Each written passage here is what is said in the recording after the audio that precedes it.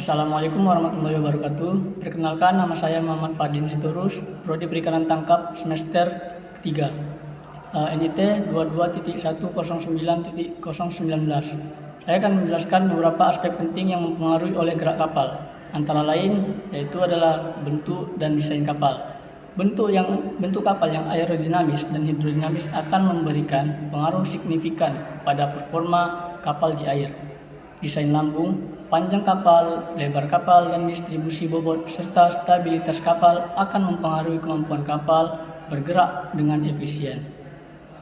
Daya dorong yang dihasilkan oleh mesin dan baling-baling propeller akan mempengaruhi kecepatan kapal dan kemampuan kapal untuk melawan hambatan air dan angin. Hambatan yang dihadapi oleh kapal seperti hambatan di hidrodinamis dan hambatan angin akan mempengaruhi kinerja dan kecepatan kapal. Komponen hambatan ini meliputi hambatan gesekan lambung, hambatan gelombang, hambatan angin pada bagian atas kapal, serta hambatan bongkar muat. Stabilitas kapal merupakan aspek yang krusial dalam olah gerak kapal. Kapal harus memiliki stabilitas yang memadai untuk menjaga keseimbangan dan menghindari terjadinya guncangan atau kecelakaan saat berlayar. Arus laut dan kondisi cuaca.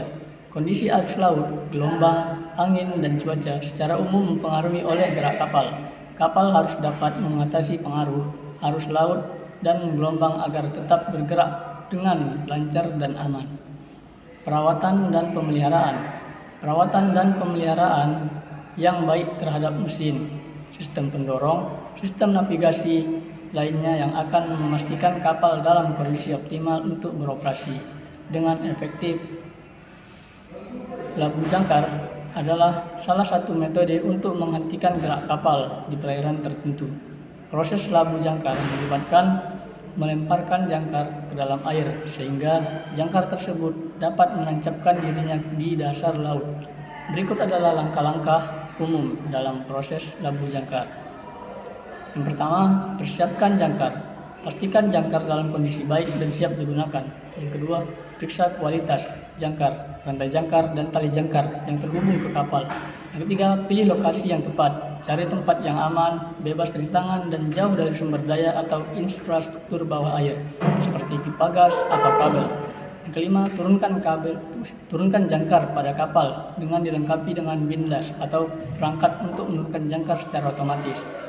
Gunakan windlass untuk menurunkan jangkar perlahan-lahan melalui lubang jangkar di bagian depan kapal, sehingga jangkar menyentuh dasar laut. Jika tidak ada windlass, jangkar bisa diturunkan secara manual dengan mengikat tali jangkar pada bagian ujung jangkar dan melemparkannya ke dalam air.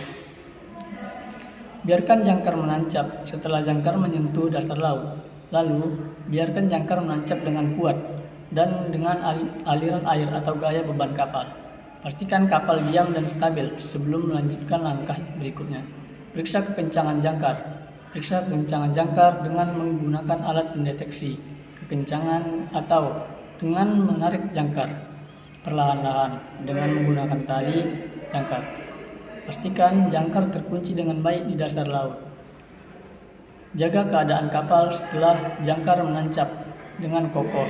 Pastikan untuk mengatur motor atau pendorong lainnya agar kapal tetap berada pada posisi yang diinginkan. Juga dibuat tanda atau catatan batas jarak sehingga Anda dapat memantau posisi kapal dan mencegah pergeseran yang tidak diinginkan. Sekian dari saya. Wassalamualaikum warahmatullahi wabarakatuh.